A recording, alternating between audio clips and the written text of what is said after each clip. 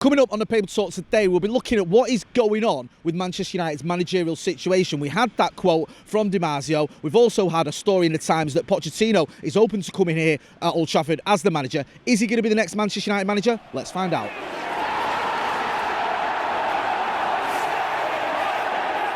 Jay here for Stretford, Paddock. This is the Paper Talk. As you can see, I'm outside Old Trafford and it's absolutely beautiful. It's barbecue weather, so make sure you're making the most of the Mancunian sunshine. Loads of stories to get through, so we'll crack on. But before we do, make sure you are hitting like, share and subscribe. We want to get to 750,000 subscribers by the end of the season. And with your support, yes, your support, I know the season's nearly over, but we can get there. So let's do it. Hit that subscribe button. Right, let's start off with this Di Marzio story. We had this last night. There was this interview with this Dutch newspaper, or Dutch website I should say, from Gianluca Di Marzio, who, if you don't know who he is, he used to be Fabrizio Romano before Romano became Romano.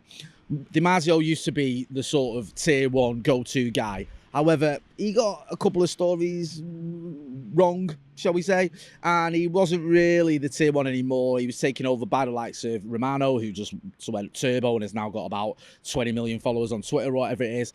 David Ornstein as well is considered by many people to be the most reliable journalist on social media. But Di Marzio's still quite big in the game. He's got 1.8 million followers. Not anyone you can just ignore.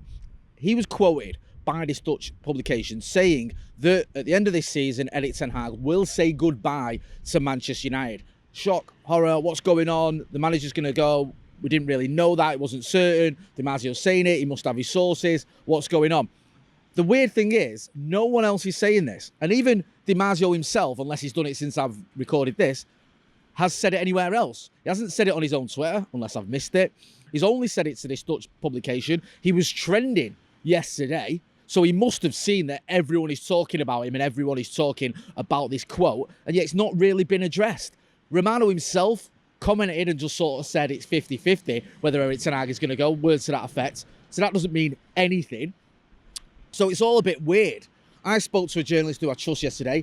He didn't really know anything about it. I had to sort of signpost him to this publication, to this quote from Di Marzio, which is a bit, it's not the end of the world that it's had to go through translations, but you basically got an Italian talking to a Dutch publication that's then been translated to English. So it's had a few translations, but the gist of it is that he's saying Erik ten Hag will go at the end of the season.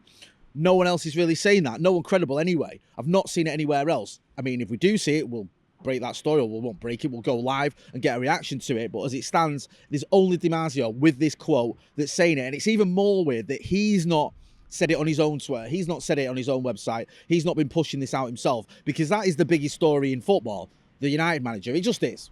That's the biggest one. And yet, if you've got that, and you've got sources that are telling you that he's going, why would you not put that on your own Twitter at least? I don't get it. We'll have to keep you posted if we find anything else out. But at the minute, it all seems a little bit odd. On the managerial front, Mauricio Pochettino is one of the names being bandied about who could take over from Erik ten Hag. Now, according to the Times, he's open to that. He's up for taking over from Erik ten Hag if the call came from Manchester United. Now, we know a couple of years ago when we appointed Erik ten Hag, the choices, or the main two candidates, were Mauricio Pochettino and Erik ten Hag. A lot of people wanted Pochettino. I spoke to a lot of United fans who said, look, he's got Premier League pedigree. Look at what he did at Spurs. Did a pretty good job at Spurs. They were regular top four finishers. I think they finished second and third a couple of times under him. They got to the Champions League final, of course, something Erik ten Hag was unable to do. However, he didn't win out. He then went to, he'd been to PSG, sorry, and in his first season, he took over from Thomas Tuchel. The league was still within his grasp there. I think he was, 2 points off top or something like that. Didn't win the league with PSG. Then he did. Went to Chelsea. Was a bit of a horror show for, I would say, 3/4 of his time at Chelsea. And then the end of the season, they got their act together. I think they lost one of the last 15 league games or something. I can't remember the exact figure. I think they didn't lose many of the last sort of third of the season anyway. Got to the League Cup final, the FA Cup semi-final was it. So they did quite well in the Cups, got to the last stages. Looked like they were getting their act together. Get to 6th, which, considering where they were for most of the season, isn't too shabby. Obviously above Manchester United as well. And he leaves the club. There's talk that he left because he wasn't happy about certain things, certain parameters that were being given to him in terms of transfers, certain things the club wanted from him he couldn't do. The club weren't 100% happy with him. It's been sort of touted as this mutual consent thing, but I don't know how accurate that is. I don't know whether it's him walking or the club saying we've had enough here. However, I don't think you can class Pochettino's time at Stamford Bridge as a success. I don't think it was. I think they rallied at the end and there's some positive points, but there's also some negative ones. And it wasn't that long ago they were getting battered 5-0 off Arsenal. So, not a great season by any stretch of the imagination, but the strange thing about Pochettino at Chelsea and the manner in which he left when it looked like they were just getting going under him. End of the season, they'd done quite well. You think, okay, going into next season, he can probably take them up a notch. However, for whatever reason, he's leaving. Now he's being linked with a Manchester United a job he's happy to take, according to reports in the Times. Also, there's a quote from the Manchester Evening News, which is from a couple of weeks ago, talking about how he'd want to stay in England sort of thing. I'm paraphrasing it, but basically he likes English football and he'd be happy to stay as part of English football. This was obviously before he'd left Chelsea. Would I want Pochettino as manager at Manchester United? Not over Erik Ten Hag. I don't think he's done anything in the last 2... I didn't want him 2 years ago. And I don't think he's done anything in the last 2 years to convince me he's ready to challenge the likes of Manchester City, to challenge the likes of Liverpool, to challenge the likes of Arsenal. Yes, we've got a new structure in under Ineos, and yes, it should be better and easier for a manager. But do I think Pochettino is the man to eventually lead Manchester United to the top of English football? No. Now, you might argue, well, Jay, how can you say that about Erik Ten Hag? We've just finished 8th. I think Erik Ten Hag's had a bad season. I think he had a good season last season, and I think he had some very good seasons at Ajax. And I think on the whole, his career has been better than Mauricio Pochettino's. He's won more, and I think he's done a little bit better in England. He's won something in England, something that Pochettino has never managed to do. So I get the idea that you might look at Erik Ten Hag and think he's not really done well enough this season to keep his job. But bringing in Mauricio Pochettino, for me, doesn't make any sense. Now, there are other names being mentioned as well. McKenna's being mentioned. He's had back-to-back promotions with Ipswich. Obviously, he's been at Manchester United. And it's funny how when he left Manchester United, or just before he left, everyone was like, get rid of him. What's he about? He's not qualified. Since he's left and since he's done well at Ipswich, all these quotes are coming out. Everyone's singing his praises. Everyone's saying what a progressive, forward-thinking, talented young coach and manager he is. However, 2 years ago, whatever, people going, oh, he don't know what he's doing. He's not cut out for it. Would Kieran McKenna be a success at Manchester United? I have my reservations. I'm not going to lie to you. I think it's a massive step up going from the Championship with Ipswich, I know he's just got into the Premier League, to come into Manchester United. Maybe it could work if it's a new structure with the likes of Dan Ashworth, Jason Wilcox, Omar Barada obviously overseeing everything, and you've got a manager who's more of a coach, who doesn't necessarily have the final say on all transfers, who isn't as involved in those sorts of dealings, who's more of a coach on the training ground and doing the tactics. Maybe that could work. Would there be enough respect for him in the dressing room when on his CV all he's got is, I got Ipswich promoted a couple of times? Possibly, possibly not. They might question it, a lot of the players. Some players might like him. They know him from his previous tenure here, so they might be on board with it. Others may think, oh, I don't know about this guy.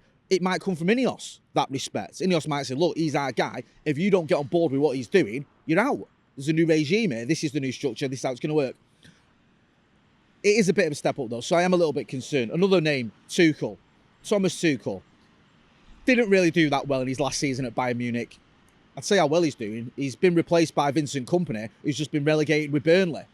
So he's not exactly, his star's not exactly on the rise at the minute, is it? He has won the Champions League, however, with Chelsea. You can't ignore that. He got to a Champions League final with PSG. Not many managers, I don't think any other manager's done that. So you have to give him credit there. He's also won titles in different countries as well. So there is a pedigree there. And I think that Thomas Tuchel is a manager you think in games can go toe-to-toe with some of the big boys. However, it does feel like a very short-term appointment. And also, it's a manager who, not winning the league at Bayern Munich, that's pretty bad. That is drastic. In his first season, he just about won it, but he still won it. In his second season, he came third, didn't he?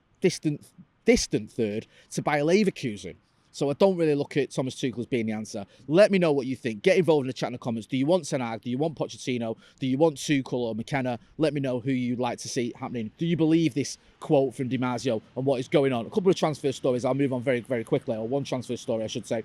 Mark Guehi, according to the Mail, has been linked with Manchester United. United looking at him, at Jared Branthwaite. I think Branthwaite seems like he's the main target. However, Mark Guehi from Crystal Palace is someone they're looking at. He's a good player. Guehi, I keep pronouncing it wrong, forgive me, I'm terrible. Was captain, I think, of the England under-17s team that won the World Cup, the team that featured Phil Foden.